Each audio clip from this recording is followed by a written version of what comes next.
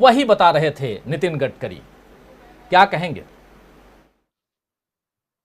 राजीव जी, पहले जो केंद्रीय संसदीय बोर्ड बना है उसमें दो नामों पर जिक्र करना चाहूंगा। एक तो सत्यनारायण जटिया और दूसरे येदुरप्पा। सत्यनारायण जटिया 76 साल के हैं, येदुरप्पा 79 साल के हैं। नरेंद्र मोदी और उनकी पार्टी राग अलापती है 75 साल की आयु सीमा की।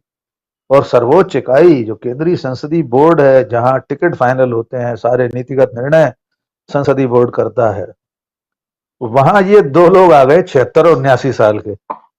और शिवराज सिंह चौहान, नितिन गडकरी उम्र में तो इन दोनों से काफी कम है।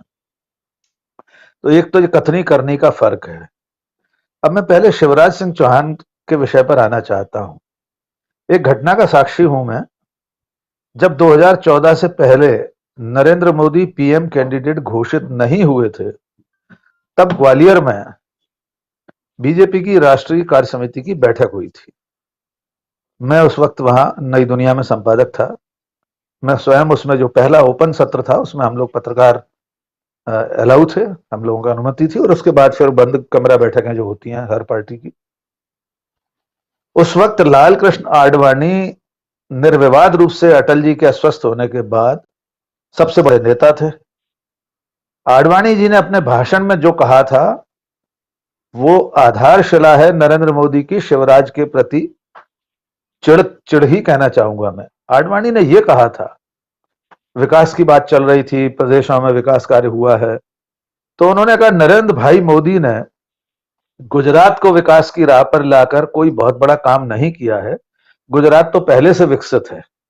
शिवराज सिंह चौहान ने बहुत बड़ा काम किया है कि एक बीमारू राज्य को विकासशील राज्य की श्रेणी में लाकर खड़ा कर दिया है।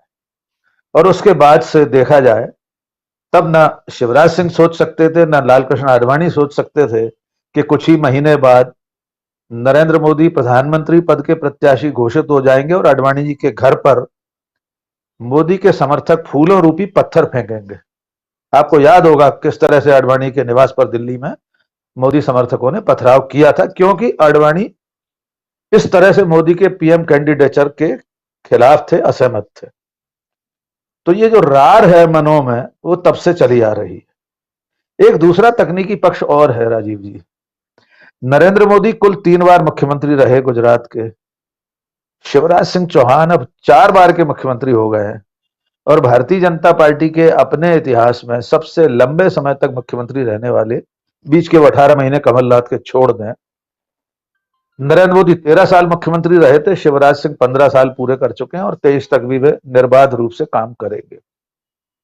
तो कोई भी और दूसरा समानांतर नाम और चेहरा प्रधानमंत्री पद का प्रत्याशी बनने का सपना भी न देखे, इसलिए इन लोगों को मार्गदर्शक मंडल में भेज दिया गया है। अब नितिन गडकरी पर आते हैं। नितिन गडकरी का सबसे पहला अपराध महात्मा गांधी का नाम लेना। मोदी शाह के युग में महात्मा गांधी का नाम लेना अक्षम्य अपराध है। भले वे 26 जनवरी को अभी इसी साल 90 डिग्री पर झुककर प्रणाम करके आए हैं गांधी की प्रतिमा को, की समाधि को। भले उन्होंने 15 अगस्त को लाल किले की प्राचीर से महात्मा गांधी का नाम ऐसे ही तमाम नामों के क्रम में ले दिया हो, फिर भी यह बर्दाश्त नहीं हो सकता कि कोई नितिन गडकरी जैसा मंत्री महात्मा गांधी के नाम पर इतनी बातें करे और यह कहे कि हमें तो राजनीति से संन्यास लेने का मन हो रहा है। तीसरा, केंद्र में 8 साल से बीजेपी की सरकार है। अगर 12 या 15 जगह फाइलें घूमने पर कोई लिफाफे देने पड़ते हैं, इसका खुलासा अगर नितिन गडकरी कर रहे थे कुछ दिन पहले, तो स्वाभाविक है नरेंद्र मोदी जो लाल किले की प्राचीर से भ्रष्टाचार के खिलाफ शंखनाद कर रहे थे, उस शंखनाद की हवा उनका अपना मंत्री निकाल रहा था। तीसरी बात, ये अकेले संसदीय बोर्ड से बाहर नहीं हुए हैं दोनों लोग, चुनाव अभियान, चुनाव समिति से भी बाहर हो गए।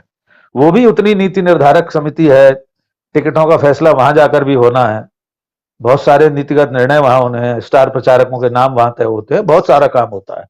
ये दोनों लोग वहां से बाहर हो गए। मुझे ऐसा लगता है कहीं ना कहीं एक जो असुरक्षा का बोध हर बड़े आदमी में होता है। नरेंद्र मोदी जी तो शायद इस वक्त ये सारी जानकारियां भी हासिल कर ही रहे होंगे कि जनता में आक्रोश है महंगाई को लेकर, बेरोजगारी को लेकर। मैं ऐसा बिल्कुल नहीं मानता हूं कि जितनी केंद्रीय एजेंसियां हैं वो प्रधानमंत्री के टेबल पर जनता के इस असंतोष की रपट नहीं रखती होंगी। वो सब उनकी जानकारी में होगा, और अब जुमलों से जनता थक चुकी है, ये भी उन्हें मालूम है। तो कहीं ऐसा ना हो कि कोई और व्यक्ति चर्चा में आ जाए, उसका नाम समानांतर रूप से रखा जाए। इससे खारिज करने के लिए पहली फुर्सत में इन दोनों सर्वोच्च इकाइयों में से शिवराज सिंह और नितिन गडकरी को बाहर का रास्ता दिखा दिया गया है। यद्यपि मैं अब भी ये मानता हूं कि बहुत जल्दी होगी। ये कहना कि अब ये लोग भारतीय जनता पार्टी की राजनीति में हाशिए पर पहुंच गए हैं या इन्हें कभी कोई नहीं पूछेगा पार्टी में, ऐसा नहीं होगा।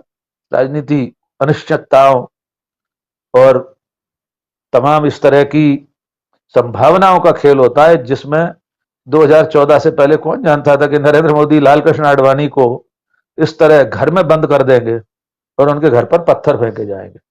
इसलिए मुझे ऐसा लगता है कि फिलहाल मोदी जी कहीं ना कहीं भीतर से डरे हुए हैं, और स्वाभाविक है, हर तानाशाह अंदर से बहुत डरा हुआ होता है।